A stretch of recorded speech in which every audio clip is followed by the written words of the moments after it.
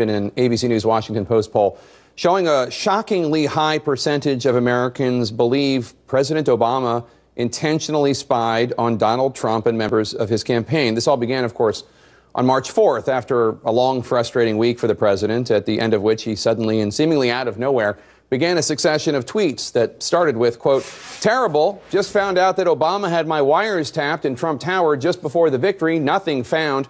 This is McCarthyism." Now, if McCarthyism is defined as making wild accusations without any evidence, the only thing that was McCarthyism were the president's tweets. Any evidence, Speaker of the House Paul Ryan?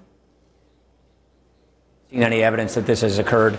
The Intelligence Committee has not seen evidence that this has occurred. How about you, FBI Director James Comey?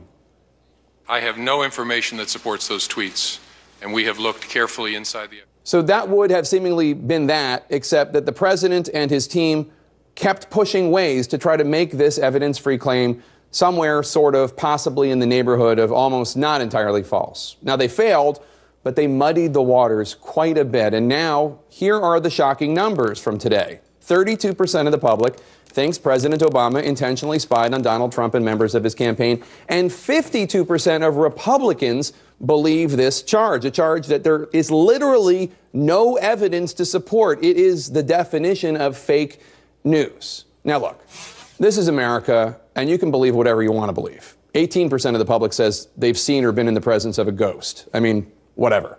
But in a thriving democracy, truth matters and facts matter.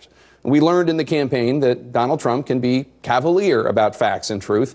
We learned in his first 100 days that that's not going to change. Indeed, that some in the government and some of his friends in conservative media will even work to try to make his falsehoods seem true. But you know what? There's also a lot of incendiary nonsense against President Trump on the left these days that is just as fake and just as free of any evidence, both in progressive media and all over Twitter, being retweeted by otherwise sensible folks. This is a time for all journalists to be extra careful about our own reporting, to make sure that we adhere strictly to facts and cogent analysis.